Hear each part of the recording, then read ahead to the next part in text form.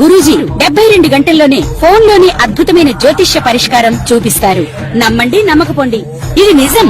శ్మశాన కాళి రుద్ర చౌడీదేవి ఆరాధకులు నంబర్ 1 వశీకరణ స్పెషలిస్ట్. గురూజీ మనిషి పుట్టుక నుండి చనిపోయే వరకు వచ్చే అన్ని క్లిష్టమైన సమస్యలకు పరిష్కారం ఇక్కడ లభిస్తుంది. విద్య, ఉద్యోగం, వ్యవహారం, స్త్రీ ప్రేమ, పెళ్లి, సంతానం, స్త్రీ పురుష వశీకరణం, భూవశం, భార్యాభర్తల కలహాలు, కోర్టు సమస్యలు, విడాకుల సమస్యలు, చేతబడి, అప్పుల బాధ, ఇంకా మీకు ఎలాంటి సమస్యలు ఉన్నా 72 గంటల్లోనే శాశ్వత పరిష్కారం చేయబడును.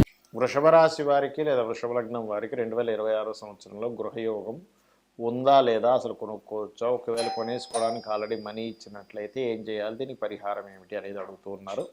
ఇక్కడ ఏంటంటే ఫస్ట్ ఆఫ్ ఆల్ ఈ యొక్క అంశాలు చెప్తుంది నేనైనప్పటికీ కూడా చెప్పిస్తుంది సాక్షాత్ లలిత అమ్మవారిగా భావిస్తూ, ముందుగా మీకు గోచారం కనుక చూసుకున్నట్లయితే 4వ భావము గృహస్థానం ఏంటంటే 4th హౌస్.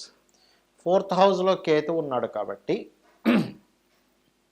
ఆ కేతువు ఉన్నటువంటి ప్రదేశం ఏదైతే ఉందో అది 4వ స్థానం రవి యొక్క రాశుల్లో ఉంది కాబట్టి నన్ను అడిగితే నెక్స్ట్ ఇయర్ 2026 నవంబర్ వరకు వీలైనంత మట్టుకు గృహాలు కానీ వాహనాలు కానీ కొనుగోలు చేసే విషయంలో చాలా జాగ్రత్త తీసుకోవాలి. పాయింట్ నెంబర్ 1 అంటే గృహం తీసుకునేటప్పుడు ఎటువంటి జాగ్రత్త తీసుకోవాలంటే ఈశాన్యం ఏదైనా దోషం ఉందా, కేతు ఈశాన్యానికి కారకుడు, లేనట్లయితే ఏదైనా లిటికేషన్ ల్యాండ్ తీసుకుంటున్నామా, లేదా ఒక్కొక్కసారి ఎలా ఉంటుందంటే అక్కడ అంతకుముందు ఏదైనా పుట్టుంటే తీసేసి అమ్మేస్తుంటారు, లేకపోతే కింద హస్తపంజరాలు ఉంటాయి. ఒక్కోసారి కొన్నిసార్లు భూమిలో ఏదైనా దోషం ఉంటుంది, అటువంటివి ఏమైనా ఉన్నాయేమో అని ఒకసారి చెక్ చేసుకోండి. వీలైనంత మటుకు నవంబర్ 2026 నవంబర్ వరకు తీసుకోకపోవడమే మంచిది.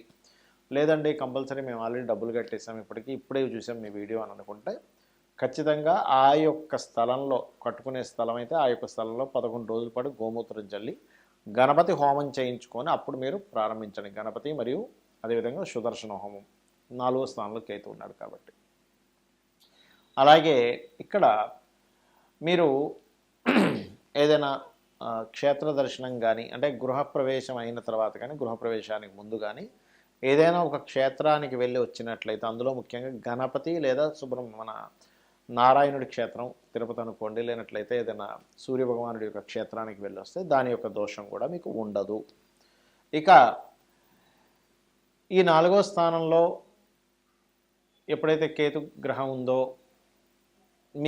మీ జన్మజాతకంలో కూడా 4లో కేతు ఉన్నట్లయితే, ఇప్పుడు కొంతమంది చూడండి 4లో యాస్టిజ్గా కేతు ఉంటుంది, అలా ఉన్నట్లయితే ఇప్పుడు గోచారంలో కేతు వచ్చినందుకు ఇంకా ఖచ్చితంగా అక్కడ మీరు దాన్ని వదిలేయాలి. అంటే ఇప్పుడు వద్దులే అని అనుకోవాలి. మరి మీకు అనిపించొచ్చేవండి ఇప్పుడు నా జాతకం అయితే ఇలా ఉంది కానీ మా మిసెస్ జాతకంలో బాగుంది కదా అంటే అలాంటప్పుడు మీరు తన పేరు మీద కొనుక్కోవచ్చు. కానీ ఇప్పుడు ఇవాళ రేపు ఉండేటువంటి సిచ్యువేషన్స్లో మనకి ఎలా ఉందంటే లోన్ వీళ్ళ మీదే వస్తుందండి, వాళ్ళ పేరు మీద రాదు అంటూ ఉంటారు. అలాంటప్పుడు జాయింట్లో తీసుకుంటే కొంతవరకు దోషం పోతుంది, గుర్తుపెట్టుకోండి. ఇక మీరు నిత్యము ఒకవేళ మీ జన్మజాతకంలో యోగము ఉంది, చిన్నపాటి దోషం ఉంది, ఆ దోషాన్ని ఎలా పోగొట్టుకోవాలంటే నవగ్రహాల్లో పర్టికులర్గా మీరు కుజ గురు గ్రహాల దగ్గర దీపారాధన చేసి ఇప్పుడు మంగళవారము, శనివారము, గురువారం చేస్తూ వాటి చుట్టూ ప్రదక్షిణం చేసుకొని అదే ఆలయంలో ఉన్నటువంటి సుబ్రహ్మణ్యేశ్వర స్వామికి కానీ దత్తాత్రేయుడికి కానీ లేకపోతే వెంకటేశ్వర స్వామి ఆలయంలో కానీ ప్రదక్షిణం చేసినట్లయితే మీరు అనుకున్నట్టుగా సమకూరుతుంది. చాలామంది నన్ను అడుగుతున్న ప్రశ్న ఏంటంటే అసలు ఒక గృహం కొనుగోలు చేసేటప్పుడు ఎటువంటి జాగ్రత్తలు తీసుకోవాలి. పాయింట్ నెంబర్ 1 గుర్తుపెట్టుకోండి. మీ పేరులో ఉండే మొదటి అక్షరాన్ని తీసుకొని మొదటి అక్షరంతో వర్గు అనేది ఒకటి ఉంటుంది. అంటే ఆ నుంచి అమ్మహ, మీ పేరు ఆ నుంచి అమ్మహ లోపల ఉందనుకోండి, అంటే ఆ అంటే ఆదిత్య, లేకపోతే ఆదినారాయణ, ఈ అంటే ఈశ్వరు, ఊ అంటే ఉదయ్ కుమార్, లేకపోతే ఊహ, ఇట్లా చాలా రకాలు ఉంటాయి పేర్లు కదా. ఆ మొదటి అక్షరం కనుక ఆ నుంచి అమ్మహ లోపల ఉంటే మీకు తూర్పు మధ్య ద్వారము, సింహద్వారాలు, ఎందుకంటే ఈశాన్యం కూడా ఉంటాయి కాబట్టి తూర్పు మధ్య సింహద్వారము, దక్షిణ మధ్య సింహద్వారము, ఉత్తర మధ్య సింహద్వారాలు మీకు పనికి వస్తాయి. మీకు పడమర ఈశాన్యం పనికిరాదని గుర్తుపెట్టుకోండి. కక్క గగ అక్షరాలు కనుక మీకు మొదటి అక్షరం అయినట్లయితే మీకు ఆగ్నేయము, ఉత్తరము, ఈశాన్యం పనికొస్తుంది. పనికొచ్చేవి చెప్పేస్తాను, ఇంక మళ్ళీ ప్రత్యేకంగా పనికిరాని కాకుండా చాచా జాజా కనుక ఉన్నట్లయితే దక్షిణ మధ్య ద్వారం అంటే సౌత్ సెంట్రల్ డోర్ అనేది స్వవర్గ అవుతుంది, ఈస్ట్ సెంట్రల్ డోర్ అనేటువంటిది సప్తమ వర్గ అవుతుంది, నార్త్ ఈస్ట్ అనేటువంటిది షష్టమ వర్గ అవుతుంది. So east, south, north east. అదేవిధంగా టాటా డాడా అక్షరాలతో మీ పేరుంది ఉదాహరణకి. అప్పుడు మీరు ఏంటంటే మీరు ఇక్కడ ఈస్ ఈస్ వాయువ్యము, అదేవిధంగా ఆగ్నేయము, తూర్పు పనికొస్తాయి. అంటే north west, north south east, south central door and south east పనికొస్తుంది.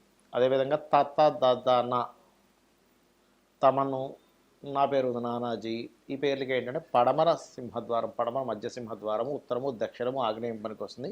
వీళ్ళ పొరపాటును కూడా తూర్పు, ఈశాన్యం పనికిరాదు, గుర్తుపెట్టుకోండి. ఇక పప్ప బభమ అనుకోండి, వారికి వాయువ్యము, ఈశాన్యము పనికొస్తుంది. అంటే north west and north east పనికొస్తుంది. వాళ్ళకి నార్త్ సెంట్రల్ డోర్ అనేది న్యూట్రల్ అవుతుంది. బట్ పొరపాటును కూడా ఈస్ట్ సెంట్రల్ డోర్ కానీ సౌత్ ఈస్ట్ కానీ తీసుకోకూడదు. ఇక యారాలావ అక్షరాలతో కనుక ఉన్నట్లయితే మీ పేరు దాంట్లో అంటే యారాలావ అంటే యా అంటే యాదమ్మ, యాదయ్య, లేకపోతే రా అంటే రమేష్, రాము, లా అంటే లావణ్య, ఇట్లా చెప్తున్నా, ఉదాహరణ చెప్తున్నా.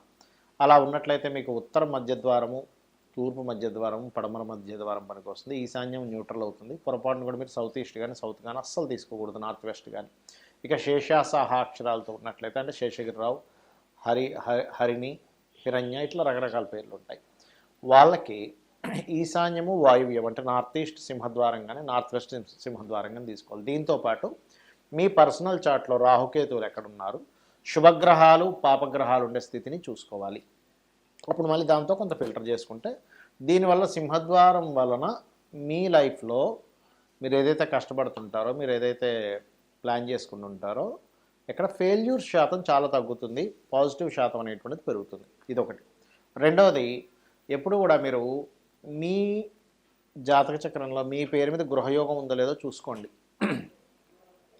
చాలామంది చేసేటువంటి తప్పిదాలు ఏమిటంటే వాళ్ళ పేరు మీద లేనప్పుడు వాళ్ళు తీసుకోవడం, మళ్ళీ కష్టాలు రావడం, అమ్మేయడం జరుగుతుంది. అలా కాకుండా మీ పేరు మీద ఉంటేనే తీసుకోండి. అసలు ఇక్కడ 3 విషయాలు చూడాలి. ఒకటి, మీ పేరు మీద గృహం కొనుక్కోవచ్చా, కొనుక్కోకూడదా, గృహం కానీ, వాహనం కానీ, వస్తువు బంగారం కానీ, స్థలం కానీ, గుర్తుపెట్టుకోండి. అలా లేదు అన్నప్పుడు మీ జీవిత భాగస్వామి పేరు మీదో, మీ పిల్లల పేర్ల మీదో, లేదు మీకు ఇంకా వివాహం లేదు మీ తల్లిదండ్రుల పేర్ల మీదో కొనుక్కోండి. ఇంకోటి, భార్యాభర్తల్లో ముఖ్యంగా భర్త పేరు చూసుకోవాలి. అలా కాదండి మా హస్బెండ్తో సంబంధం లేకుండా నేను సపరేట్గా కొనుక్కొని నేను రెంట్లకి ఇచ్చుకుంటానప్పుడు భార్య పేరు మీద తీసుకోవచ్చు, వాళ్ళిద్దరూ కలిసి ఆ ఇంట్లో ఉండరు అన్నప్పుడు. అలాగే మీ పేరుతో పాటు మీ సంతానం యొక్క పేరులో కూడా ఉండే అక్షరాన్ని తీసుకొని ఇద్దరికి కనెక్ట్ అయ్యేది తీసుకుంటే ఇంకా మంచిది. ఎందుకు అంటే ఇక్కడ మీ తదనంతరం మీ పిల్లలకి, మీ మనవాళ్ళకి ఇస్తారు కాబట్టి వాళ్ళ పేర్లో కూడా కలిసి వచ్చేది తీసుకుంటే ఇంకా మంచిది. ఇక మరొక విషయం ఏంటంటే, ఎప్పుడూ కూడా మీరు ఒక గృహం కొనుక్కోవాలి అని అనుకున్నప్పుడు, ఆ డిజైర్ నెరవేరాలి అనుకున్నప్పుడు మీరు మీ ఇంట్లో వాస్తుపరంగా మీ ఇంట్లో నైరుతి బెడ్రూమ్లో, మాస్టర్ బెడ్రూమ్లో వెస్ట్ వాల్కి ఒక ఎల్లో కలర్ షీట్ ఒకటి ఇట్లా స్క్వేర్లో దంటించి అక్కడ మీరు ఎటువంటి గృహం కొనుక్కోవాలనుకుంటున్నారో ఆ ఫోటో పెట్టి అమ్మవారి అనుగ్రహంతో నేను ఈ యొక్క గృహాన్ని కొనుక్కోబోతున్నాను అని చెప్పి కింద నీట్గా రాసి మీరు మణిద్వీప వర్ణన రెగ్యులర్గా రోజు చేయండి. మీరు ఎంత రోజు మీరు మణిద్వీప వర్ణన చేస్తే అంత ఖచ్చితంగా మీకు గృహయోగం ఉంటుంది. ఇక్కడ ఏంటంటే గోచారంలో కనుక ఇన్వెస్ట్మెంట్స్ చేయకూడని సమయాలు ఉన్నప్పుడు పర్టికులర్గా మీరు ఆ సమయంలో పొరపాటును కూడా గృహం కొనుక్కోకూడదు, గుర్తుపెట్టుకోండి. అంటే గోచారంలో 12వ స్థానంలో అయితే ఇన్వెస్ట్మెంట్స్, 4వ స్థానం మీద బ్యాడ్ ట్రాన్సిట్ ఉంది, అప్పుడు గృహం కానీ వాహనం కానీ, శుక్రుడి మీద బ్యాడ్ ట్రాన్సిట్ ఉంది, పర్టికులర్గా వాహనం, కట్టిన గృహం కొనుక్కోవడం, లేదు కుజుడి మీద బ్యాడ్ ట్రాన్సిట్ ఉంది, అప్పుడు స్థలం తీసుకునేటువంటి విషయంలో ఎట్టి పరిస్థితుల్లో తొందరపాటు పనికిరాదు, గుర్తుపెట్టుకోండి.